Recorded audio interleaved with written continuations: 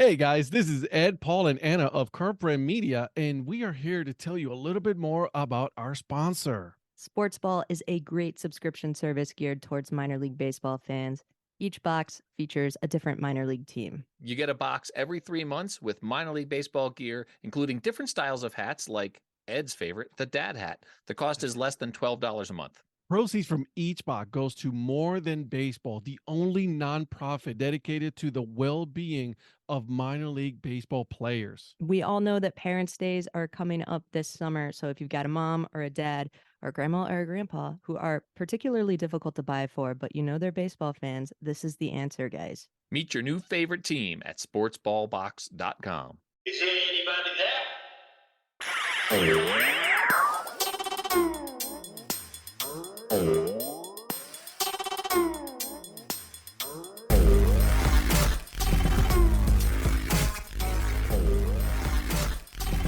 What's up, Dadhead crew? Ed here.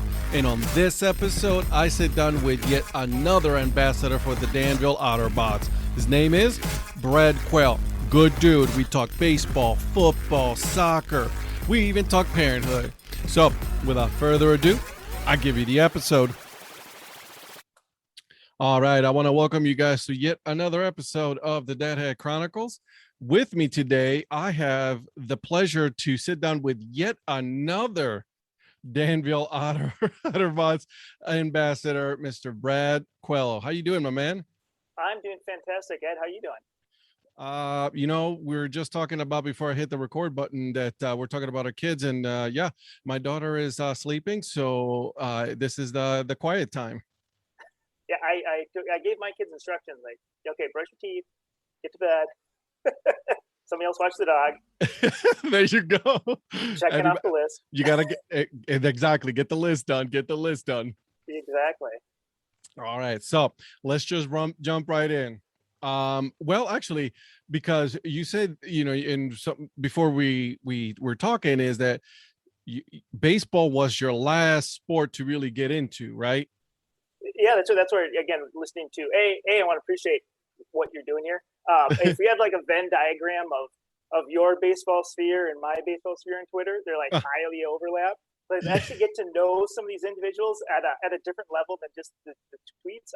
It's been actually really interesting. So I appreciate what you're doing.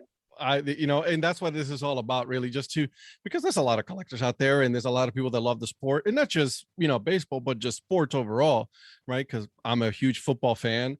I love my baseball, obviously, but there's soccer, or football, right? There's two types of football, but yeah, there's a lot of sports out there that we can all get behind, and recently I was just having conversations with Brad and Calibration, those guys on Twitter about the Canadian Football League, right? So I mean, there's a lot of things out there that everybody can get behind, right? That's true. Yeah, my sports story was baseball came a little bit later than. Again, my dad was a Vikings fan, so naturally that's what he had on the weekends. So the first thing I kind of gravitated to and never played it. I played soccer most of my youth growing up, probably from, early elementary to partway through high school. I played fall, summer, indoor, a little bit of basketball in there. Not my thing. I tried track long distance one year. That wasn't my thing. But yeah, so baseball, something I never played. Obviously, so I'm from Minnesota, born and raised my whole life.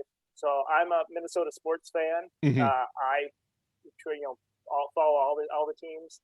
But obviously, growing up in middle school and high school, obviously you had the Twins World Series championships in '87 and '91. So obviously, big time. Obviously, everybody jumps in. You get the merchandise, get the hats and the shirts. Something really special, really cool. Teams had, obviously great run. I got some. My dad really wasn't into it too much, so we went to a few games, but not a lot. And we'll hit a little bit my ticket collection. But yeah, I was trying to piece through when I think it was kind of like in the mid '80s when I went to first game again, and then we had the Metrodome. Oh, so yeah. So that was not the best spot for baseball. But at least it was not outside. So there's that. It was not outside. And I do remember the first. So again, I think first time I went was '83 to a Vikings game. Oh wow! And so when I was 10, going in there, we got there early, and actually see this big stadium, all these seats. I never made it to Metropolitan Stadium before that. That was my first big stadium, and then I thought it was really impressive, really kind of cool, something different. And you're out of the elements. That's for sure, because October baseball in the cold weather, or even April weather, right? You live in Minnesota, I live here in Ohio, so it could definitely go from 90 degrees all the way down to the 30s and snowing. So in one afternoon. So it's what's your number one sport? Would that be soccer? Is that the one that you say that's the one that you first love? I probably actually watched football the most. Again, okay. Given that was before soccer was really like it is nowadays. Oh, it's huge. You can find soccer anywhere. Back then you could hardly find soccer anywhere. Mm-hmm. It wasn't on TV. We had a few things here in Minnesota. We had an indoor soccer team. That was on occasionally on back before you had 1,000 cable channels. I remember we also had an indoor team here, the Cleveland Crunch. Nice. Yeah, it was an indoor league, and I think it's trying to make a comeback, so we'll see. But yeah, I completely remember that. So in terms of sports fan, I think Vikings was my first one, and so baseball is a little bit slower. I had a couple of friends that were big into baseball. They're the one that probably tagged me along in terms of trying to kind of get that. So one of my first at least experiences outside back in the mid-'90s with my fraternity, we actually went to Wrigley Field. So first experience outside of Minnesota, again, that Wrigley experience. And that was really kind of maybe a starting point of turning things going on. So in terms of picking up some baseball, and then you got to preface too, the Twins are terrible in the mid-'90s. you put the strike on top of it, so you already got that was. You're turned off already by that point. Turned off in college, so it's like not really a thing I was top of my list. Right. But in terms of, I think also another turning point in people might not like this for some of the traditionalists was actually interleague play. So that's what actually got with going on. Kind of started our road trips is we when the Twins played the Cubs. And so that's at least the first time we went back in that'd been '97. So went down to see the Twins and the Cubs. Back again, it was almost always the Central versus the Central until now it's just everybody. It's a free for all for everybody. So we hit that. And this is my story too. Particularly now, my love for the minor league teams. It was not that. So in our first, again, we not really call it our official road trip, but in the essence of what it was, we actually did a game in Beloit. Oh wow, the Snappers! Yeah, the Snappers. We had the Snappers Ale, which was fantastic back then. But again, Pullman Field, which again just recently closed the door, it was not a good experience. So we got again. Have you been to Pullman Field? No, I have. I didn't get the pleasure, or I guess I was lucky enough not to go. I guess. No, it was a step up from a high school field. Oh my God! So it was not a fantastic place, especially now some of the real nice places are. Right, exactly. You can't compare new stadiums to old stadiums nowadays. Yeah. And I forget exactly what it was. It was probably maybe fourth, fifth inning. The lights went out for a good half hour.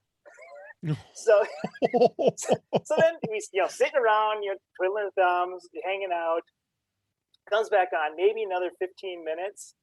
They go out again, and our group was like, "Okay, we're done." At this point, it's over. Yeah, we're heading to Chicago. I think if we were heading out there, but we said, "Okay, we're done."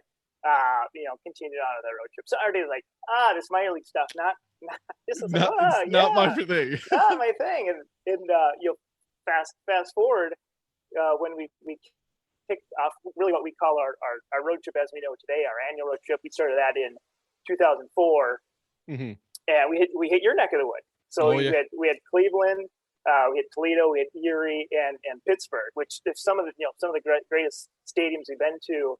Again, Toledo, it's fantastic. We actually just went there again in 2019. It's a nice ballpark. Yeah, I think Toledo's still a fantastic ballpark.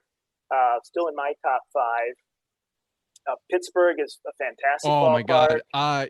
I'm not a Steelers fan at all, but when it comes to the Pirates, that is a gorgeous ballpark. Yeah, it's fantastic. It's still number 1 on my list, and nothing. It's number 1 on my list. Yeah, and I'm from Cleveland. Knocked it off the list, and again, the years that the Twins are have a chance to go there, the schedule has always just been horrible. Like midday April games, we're like, oh, that doesn't work in our yeah, right. It's like it's not schedule, fun. So, no. So definitely will hopefully get out there again at some point. Yeah, that is and when me and my wife we started dating and all that, and that's one of our weekend trips. We went to PNC Park, and I fell in love with that. We said first base side, and there's not a bad seat in that ballpark at all, like anywhere. You got the Clemente, statue, which, that was my highlight right there, someone from the same place that he is, right? One of the top, ballpark that I've ever been to. I'm with you there. I love it. It's my top ballpark right now. Yeah. Go ahead. I'm sorry. No, go ahead. So you gave me a little bit of a note here saying that you got to experience the Brett Favre with Minnesota against my team. Tell me about that. You have to. That's what, in terms of kind of growing up with this baseball trip, we actually did some football trips. Not quite exciting, but hit like St. Louis back in the late '90s. St. Louis, Denver. Went down to Tampa Bay, caught a game down there, then to Chicago, and the latest one, this is again 2009. So a big gap between our football years. My buddy goes, let's head to Cleveland. It was the opening game of the 2009 season, and it just happened to coincidence that was Brett Favre's first game with the Vikings. He came in late from training camp. Adrian Peterson, if you go back there, Adrian Peterson, I forget what he put on a show that day. Well, I mean, it was AP, of course. And we had a great time. Actually hit a Indians game when we were in town that weekend. Oh, so you got you took your football, baseball, huh? Oh yeah, football, exactly. It was fun. He came in on a Friday, baseball game on Saturday, football game on Sunday, out on Monday. So it was a nice little weekend. That's pretty cool. Listen, the Browns sucked then. So I until recently they were not a good team. So I can't even be mad at that. I'm looking right now on my other computer. I am looking at at your map right now that you have pinned for your ballparks that you've hit. You've hit a lot of places, my friend. Tell me, because you broke it down, you have it here broken down as MLB ballpark, former MLB ballparks. How many former MLB ballparks have you hit? I've been to 7, I believe. Seven. Former. Wow, that's a pretty good number. No, yeah, and that was in some of our road trips. That is one of the things we try to do. If it's the last year of a stadium, again, you hit, like Milwaukee County, you hit Detroit Tiger Stadium. If it's going to be going out, yeah, it's going out. St. Louis, Yankee Stadium. So that's definitely one of our things we try to plan in within our list of hitting some of those before they're gone. That's pretty cool. So let me ask you, and then going back to baseball, you said that your first experience with a minor league was Beloit, right? Now, was there a pause in that during that time, or how did you rekindle that that love for minor league baseball again? Yeah, that's in terms of kind of when we set up our what we kind of go back today is the start of our annual baseball road trip with us and a group of guys. So that was 2004 where we hit this nice trek again of hitting Pittsburgh, Cleveland, Erie, Toledo trip. And that's when it really, that's when we hit that, like, had a great time.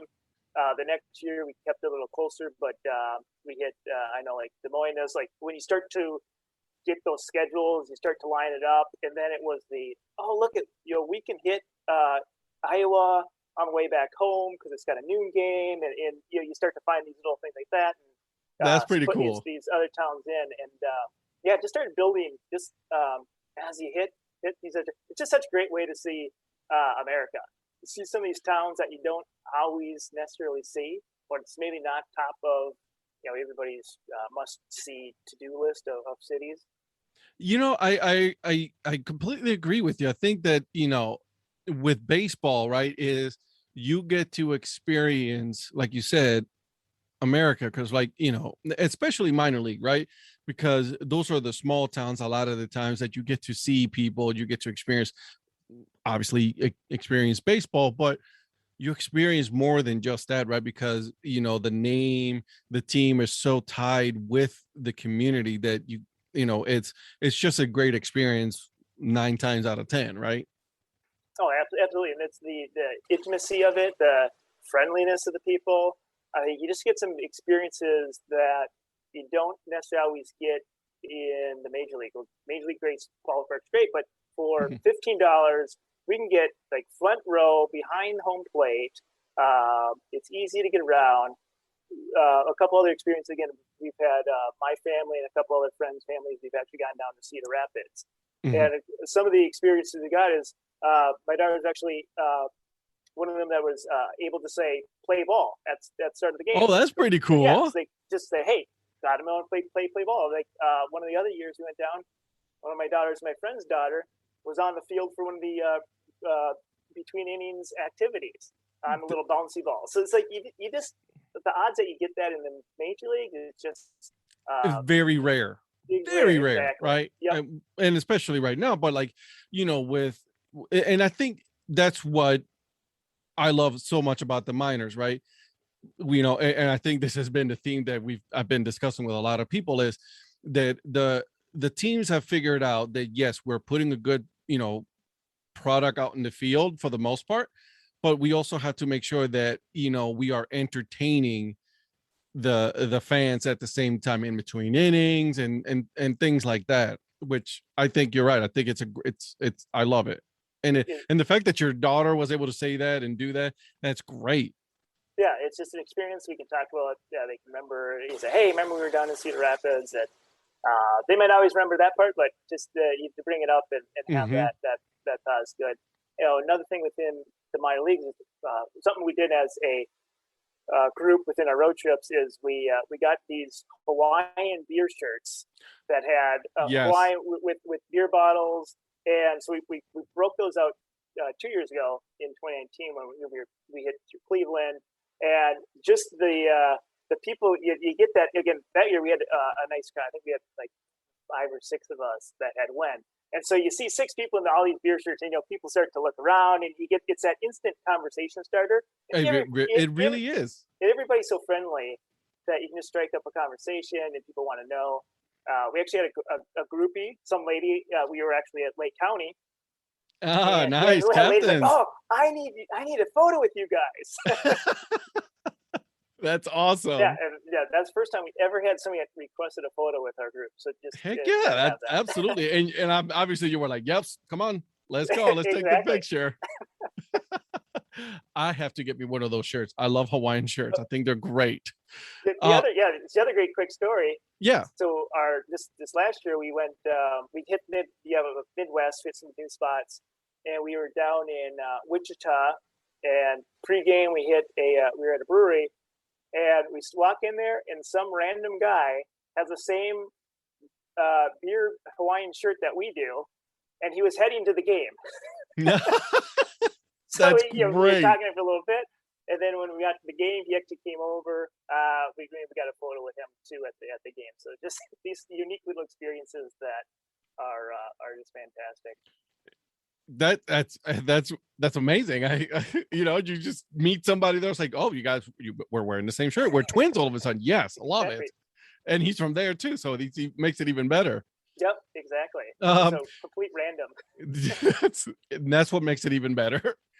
So let me ask you, because your Twitter handle is Ballparks and Beers FC. Great play on your love for soccer, and then the ballparks.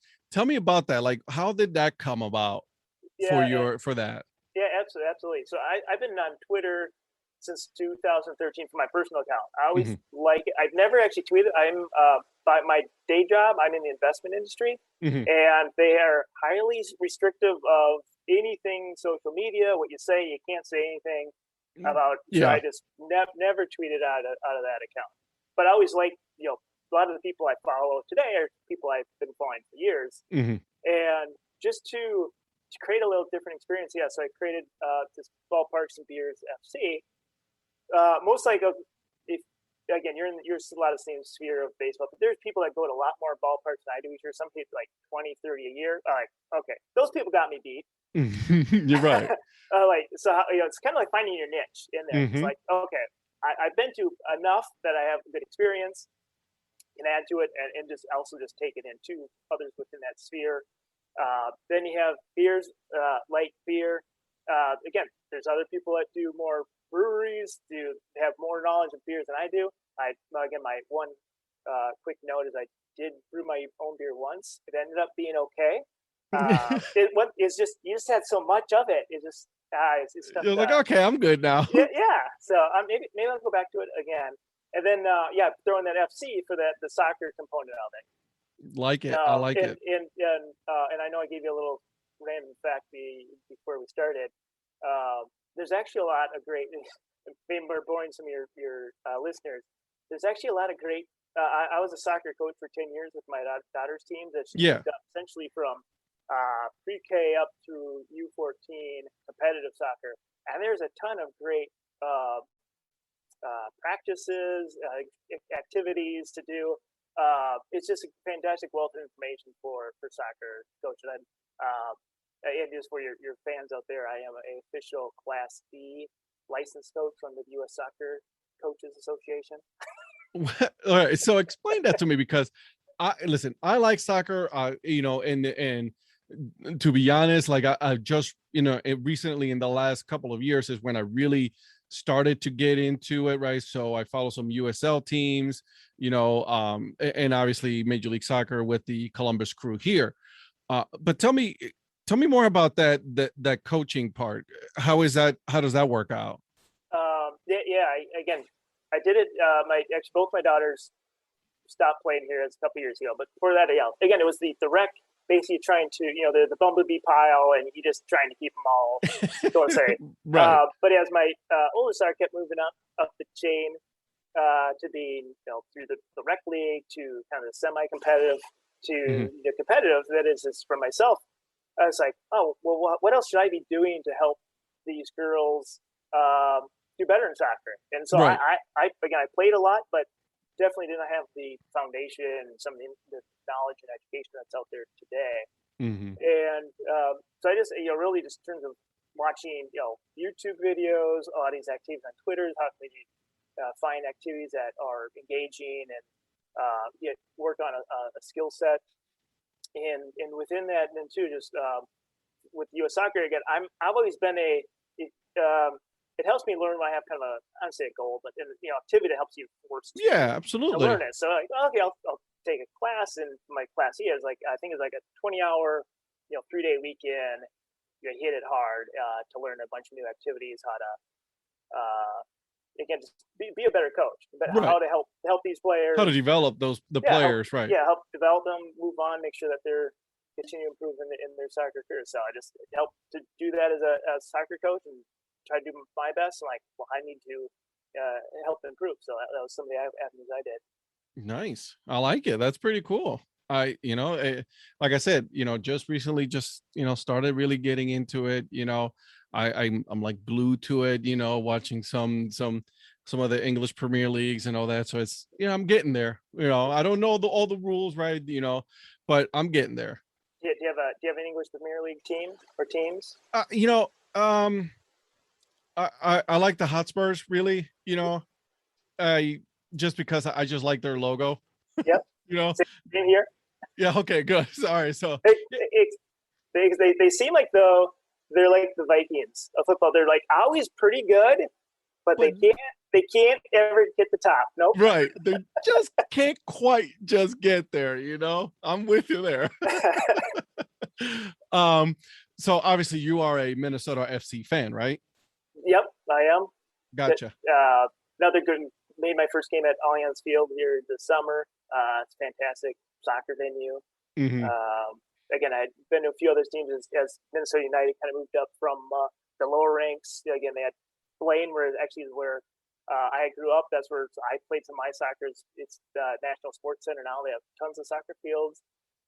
They started there. They're at TCF Bank Stadium with the Minnesota Golden Gophers football team plays. They were there a few years as they were transitioning through MLS, and again, some more stadiums to add to the list. That's and it's blown up over the years, right? Like, I mean, it's just like the last few years, it was like, okay, well, steady, blow up, you know, and now we have, you know, so many teams. Don't get me wrong, I absolutely love it. I think it's great, you know, because you got the minors who, you know, USL 1, 2, you know, so I'm a little, you know, learning still, but there's so many things to learn. It's crazy how many leagues there are out there right now. No, that's all good. My quick tangent here. Just within this is how Twitter is really engaging. Mm-hmm. In terms of teams actually engage with you. That's helps increase experience in terms of who you help, who you promote. But again, one of the local soccer team that just they're amateur. It's Minneapolis City SC, and so they're great Twitter presence. They're actually right now, I think just today, playing Forward Madison, USL's team. Oh yeah, Forward Madison, yeah. Forward Madison has a great Twitter presence. They do. And again, so I support Minneapolis City. It's membership driven. You get to vote on scarves. You get to vote on things you're doing. So it's just a great way just to still keep involved in soccer. That's pretty cool. And it's something else that I do enjoy, right? Because if you go down the wrong path on Twitter, it could be very dark, could be very negative. But the fact that you have a lot of teams like, Minneapolis and, Forward FC, which I do follow them as well, right? They're very engaging with the fans. It's all positive, and that's what it should be, especially right now, right? With so many negative things going on in the world, we should be able to be pushing for more positive out there. And I absolutely, and the minor leagues, they're good at that, right? Yeah, they're fantastic on that. It's a great transition to back to baseball. Use that internet. Like I'm really big fan of the Twitter. They especially minor leagues, they have that interaction. I'm wearing my Asheville Tourist, my Beer City Tourist hat. That's right. Yeah. It's a dad hat. The dad hat is one of my. Oh yeah, I absolutely love it. I haven't gotten that one. I got one of the tourists, but I didn't get that one. But I wish I did. I do like they have this one with the North Carolina State outline. Yes. If you're gonna buy one, I'd recommend that one. Yeah, Asheville. So we had it's been it's by 2013, 14 range. We had did a part of tour of North Carolina, and it was a fantastic experience. Like the ballparks, we had Asheville, Durham, Greenville, South Carolina, Charlotte. It was a fun experience to hit those, and it's teams I wanted to root for. And again, Asheville was my first team that followed me, first minor league team that followed me. So really? So I already liked them, and then they followed me like, oh, this is fantastic. They're not following me. I'm gonna have to give them a message. We're gonna have to do something about this. No, and my other, and I was listening. I know green is your favorite. Lime green is your favorite. Yes, sir. Absolutely. So last year, so when COVID hit, it was 2 weeks before we were gonna have a family vacation for spring break. And just had to cancel it and send out. And right. Out on Twitter, the Copa series with Durham. They're the oh yeah. So they said Durham, and so I had to splurge. Oh my God, that is for the gorgeous lime green. Their jersey is so amazing. That was my splurge of the COVID, the start of buying that bright green jersey. It just I did have to tone it down with I couldn't get the cap in the like. I had to tone that one See, down. I just 'cause wanted of that the blue Copa one, right? But I also saw the green one. If you see it behind me, it's Yes, right there. That as soon as I saw it, I'm like, yes. And this is something that we had in common with Paul Caputa, right, from baseball and ice cream. Is like all of a sudden I started noticing that a lot of my hats were very navy and dark color. Yeah. I'm like, okay, well, I'm gonna have to change it No. up a little bit here because I have the same issue. I try to find when I can, and I was tempted to buy the green hat for Durham, but yeah. So every once in a while, I do try to find. oh no, some, but you did great with the jersey. No, Oh, absolutely. Yeah, you totally outdid yourself with that one. That is an amazing jersey. That is a gorgeous jersey. I did get a lime green one, but I got it from the Raptors, the Ogden Raptors. They had it on nice. sale, so I was like, and I put it on Twitter. I was like, hey guys, go get it because it is on sale. It's like 20 or 30 bucks, 25 bucks, I something missed like that that. one. Yeah, they still have them, I think. So take a look. Okay, Yeah. good to know. Oh yeah, absolutely. So talking more baseball here. Tell me about how you ended up becoming the ambassador for the Otterbots. Again, that's another. Well, I don't know if it's a great story. It's one of those odd. Again, the love of Twitter with again everything was going on with the realignment in the minor leagues. This again one of the things. We have a Twitter subgroup that uses the messages that again all ballpark lovers, baseball lovers, and Right. back when then it was all those little bits of information of what was going on. It was super helpful to here's what I heard this one, or did you see this what's going on, and so just to help keep abreast of what's going on, and so obviously knowing what was going on in the Appalachian League. Hopefully I said that right. I'm good with it. No. Again, yeah, there's just knowing there's change. Yeah, there's just the random Danville Bases Twitter. Mhm.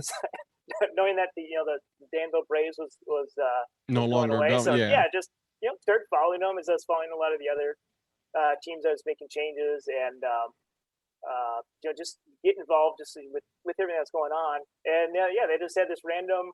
Hey, we're looking for state ambassadors, and kind of like raised. You got Minnesota? I was so late too.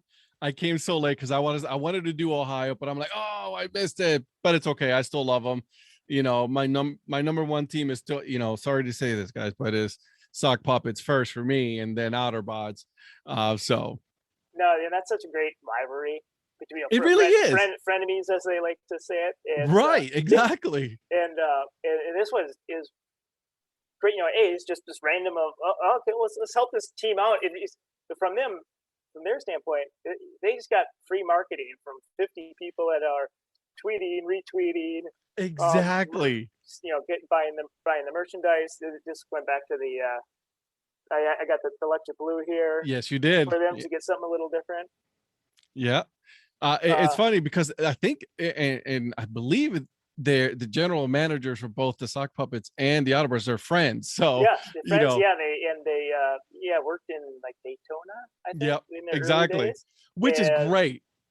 No, yeah, it's fantastic. Yeah, in a common ownership, and I was even wondering early on if it was the same person that was tweeting out of both accounts because they were just that would have been so perfect. They said it was witty banter between them, and that's where one of the things that the Otterbots general manager Austin Shear actually took time before the season started. We had probably about a 90-minute conversation with the ambassador that could make it, and just again something you don't see from the major leagues. No, you don't see it at all. Was throwing them under the bus, making changes, and the fact that a lot of these teams did better in attendance, I'm super.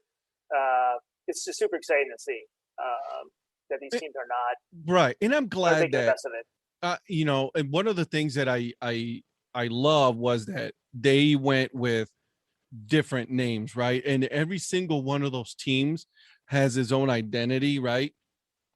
And it's not like named after a parent club, which in my opinion I think is very unoriginal, so I'm not a fan of that.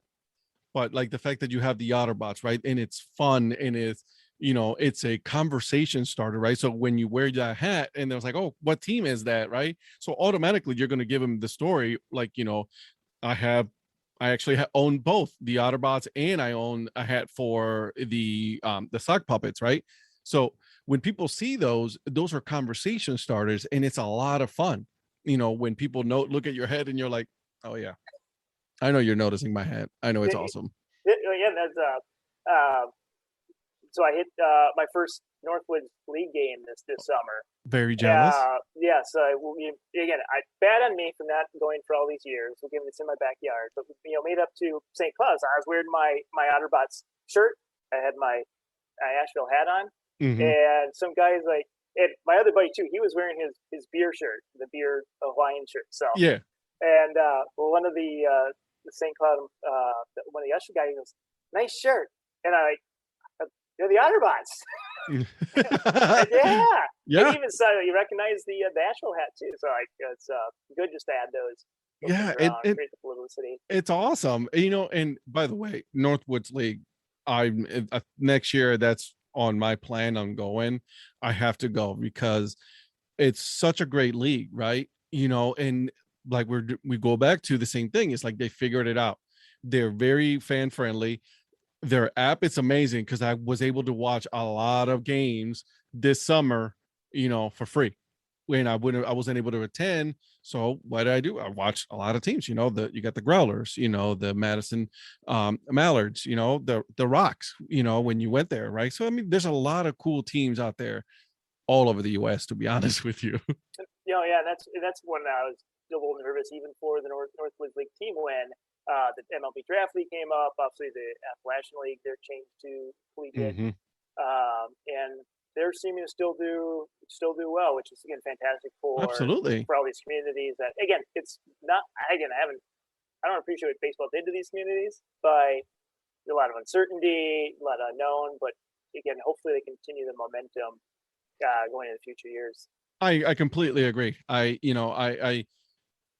was not a fan from the get-go of what happened with the takeover and all that. Still not all for it, because there's a lot of teams that, are no longer around that should have been around. A lot of towns lost their team and their form of income, really, to be honest with you, right? Although I did see, though, Staten Island, they're coming back. Yep, that's great to see. Yeah, so that's an indie ball, which I'm very happy about. Yeah, and that whole relationship with the Yankees was just again some of what they actually did and how the lack of communication is just it's not the way you're supposed to be doing business. Regardless if you're an MLB team or not, you should have the common courtesy to say, hey, we're going a different direction. Be upfront. They might not want to hear it, but better than hearing it through Twitter. And in my way and listen, I'm just one person sitting right now talking to you from my basement with a bunch of, a man cave with a bunch of hats, right? But in my way of doing the protest is I'm not buying a major league hat. I'm going to spend my money, and invest it in minor league teams because that's my way of saying I'd rather support that and because of what happened than support a major league team. That's 100% agree that that's where my merchandise purchase pattern changed. I used to only buy merchandise for teams actually visited. Felt like there's that connection or that why you might be having or wearing it. Say, well, it's actually there. But just some of the challenges that some of these teams had, it just wanted to help out. And I know you've talked about before Missoula Paddleheads. That just a fantastic story in terms of again, if it's ideal like this. The owners wanted to get into minor league baseball, got in shortly before the rules changed, and just wanted to help them. That's great, absolutely great story. Want to help them out. Fantastic logo and their change. Right. Exactly. What did I do? I bought a hat and a hoodie. Right. Yeah, it's fantastic. Got my support. There it is. Yeah. And so just doing that and engaging with Twitter and finding that to find some of those items. They're supporting those especially you that are the best at outreach to individuals. Which transitioning back to your other previous comment on the teams named after the parent. I don't buy merch from any of those because it's just it's unoriginal. It really is. There's nothing. It's nothing. Like why do I want to buy a? I don't want to pick on any minor league teams out there, but fill in the blank.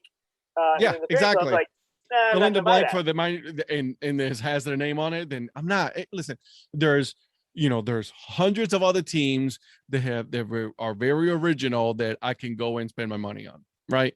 And that's the way it goes. Absolutely. Don't well, other people can do it, because they're going to support the hierarchy of their major league team, which is fine. Nothing against them. I'm not not knocking that, but for me, that's what I'm going to do. And it's funny because every year, I used to buy Cleveland Indians every year at the beginning of the season. Is I had a shirt or something along those lines, a combination of hat, hoodie, whatever. That's what I was doing every year at the beginning of the year. Last year I didn't do it. This year I didn't do it. And instead of what I did was I waited until the beginning of the season for those other leagues, the minor league teams, and I bought a hat then or a shirt then. And that's what I did because I'm going to spend my money where I want to spend it. It's as simple as that. Yep, fantastic. Loved it. Okay, so let's get into now, what do you have, as future plans for your ballparks and BRFC? Anything that you have going on, any future plans? Are you done for the year? What's going to happen? Yep, yeah, done for the year. Already looking forward to next year. We got a couple items in the hopper. Actually, we probably have about 5 concepts already on the list that we want to hit here at some point. Yeah, we're starting to outgrow the Midwest, or we're trying to, if you can look at my map, I'm looking. It's bare. It's very bare on the coast. Yeah, I'm looking at that. I was like, maybe you should go somewhere. You got the Northwest area. Got you guys can visit up there as well. You got some. You can go to El Paso. You got the Chihuahuas down there as well. That's we were supposed to go to Texas again last year. That was for COVID doing that, but Rangers opened up the new ballpark. Twins were down there. We actually had a fantastic mix of ballparks, but that one got put down in the down the gutter. But we did still get a trip in last year, so we did hit. And again, this is the interesting with COVID is so obviously the American Association was still playing. Yeah. So it was a St. Paul Saints home game in Sioux Falls, South Dakota. Nice. Against the visiting team was Sioux Falls. That's awesome. And just again, it was a hot night. Obviously, we didn't expect a big crowd given the Saints were the home team. But yeah, we get up there like, yeah, can we get in a suite? And they're like, sure. What, $25? We're like, sure, we're done. So you gotta have done. Okay, that sounds good to me. Absolutely. Yeah. And then we headed up to Fargo, where the Red Hawks usually play. And so Winnipeg was playing there since they couldn't cross the border. Yeah. So Winnipeg was the home team.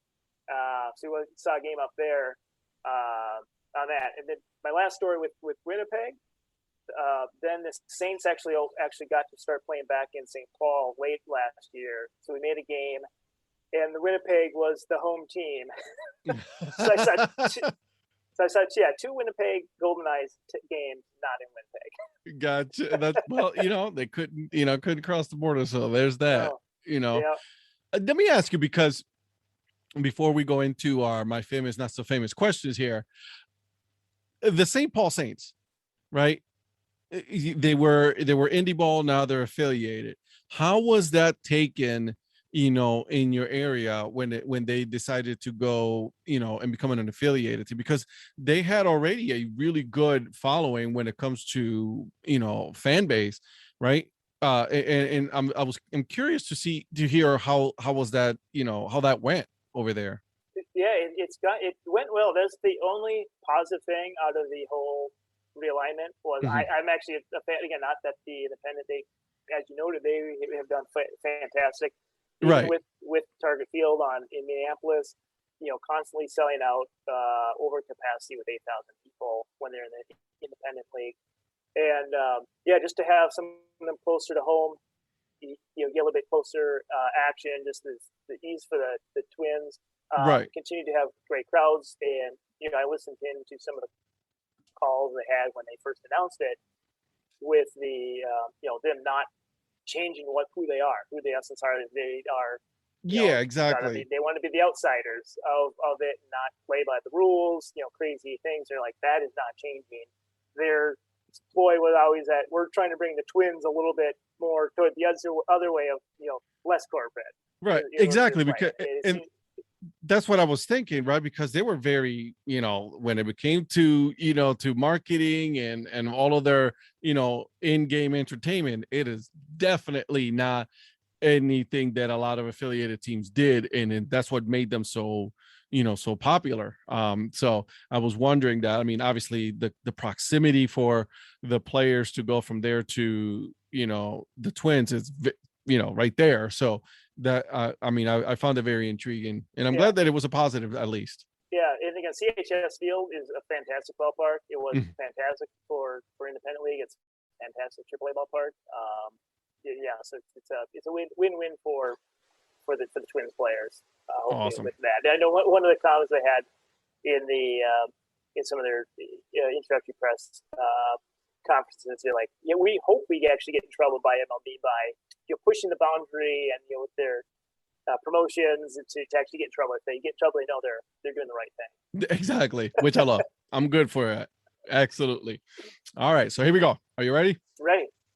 I'm actually going to be throwing some new questions because people are preparing for this. So I had to change it up here, Uh-oh.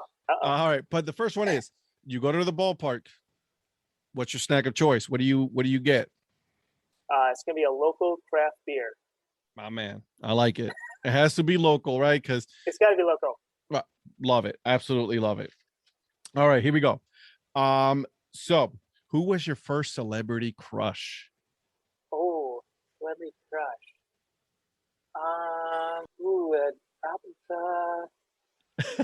Got you. Now you got me on that one. Now you changed it up. Yeah, so I had to. It must be. I'm gonna probably sue somebody from like 90210.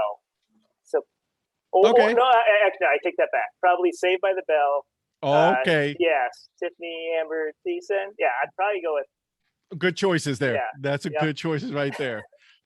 Name one of the 7 dwarfs. Sleepy. Good job. That's right. I went with Grumpy. So Grumpy, Nashville, yeah. There you go. Pancakes or tacos? I mean, pancakes or waffles. Pancakes or tacos. Wow. But let's go with that. Pancake. I'll probably go with waffles. You can't go wrong. A little strawberry. Yeah, exactly. It's I've been told it's a canvas. It's an empty canvas, and you can do what as you will with a waffle. So there you go. All right. Burritos or tacos? We'll go tacos on that, not the taco or waffle. No, just a regular, just tacos. That's it. Yep. Okay. Strangest thing that you've ever eaten? I'm not overly adventurous, so man, you got me on that one. See, I told you I had to change it up. You did. Now you stumped me. Like, you got these questions coming out of left field. Oh. Let's put a pause on that, and then I'm going to come back to it. But here's the thing. I need to get an answer from you. Okay. Okay. Here's a very contested, 2 of the most contested questions that I have so far. Pepsi or Coke? Coke, 100%. See, that's a wrong answer. I'm just letting you know that right now. And then pineapple on pizza, yay or nay? I know this isn't your thing, but under the last 5 years, I go to yay. And really? My oldest daughter actually started liking it, and I 100% before was like, oh, you can't do that. And and now I'm like, lately I'm like, so you want to split the Hawaiian? She's like, sure, okay. One of these days I'll try it. The first time I had it, I'm like, I'm all right. I don't know. I have not been convinced yet, so we'll see. All right. So, what is your spirit animal? Maybe go probably just a dog. We'll go dog. I like it. All right. Not a problem with that one at all. All right. Let me ask you a philosophical question here. You ready? It's a hot dog, a sandwich? No. Good answer. Good answer. Star Wars or Star Trek? Star Wars. My man, absolutely. Although I don't mind Star Trek, the newest movies have been pretty good. I will forever be a Star Wars kid, no matter what. That is true. All right. So let's see here. Worst job you've ever had? I worked at Burger King for a summer. Oh my God. I worked at McDonald's for 2 weeks.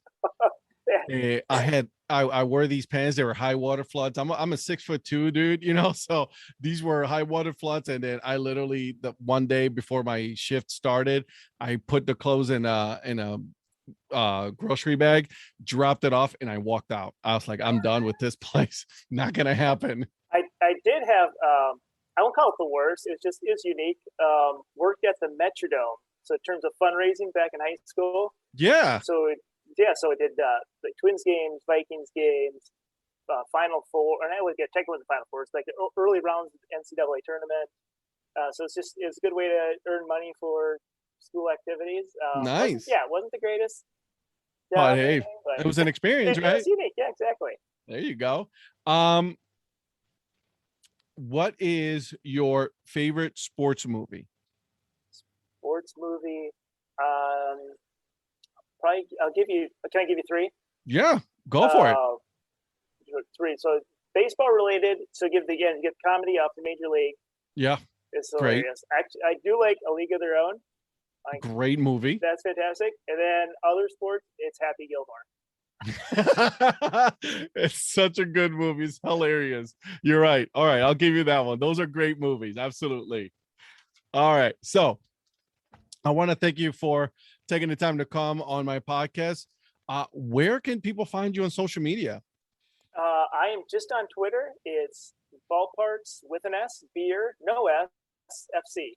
Gotcha. And I will also put it on put the link on the notes and everything, so that way people can go and follow you. Seriously, again, thank you so much for being on my podcast. This was a lot of fun, my friend. No, this was fantastic. Thanks, Ed. All right. Take care, bud. Take care. All right, boys and girls, thank you for sticking to the end of the episode. Make sure you guys are giving Brad a follow, okay? Ballparks and Beer FC. Also, make sure you guys are following this podcast wherever it is that you are listening to. So Apple Podcasts, Spotify, Google, Amazon. Yep. It's even on Amazon. And then if you're interested in the video version of this, I am on YouTube. Okay, make sure that you guys are following that as well. And then make sure you guys are ranking it, so that way we go up, more people see it, more people get to enjoy it. All right? Until then, you guys keep on grinding and always make sure to support the minor leagues. See ya.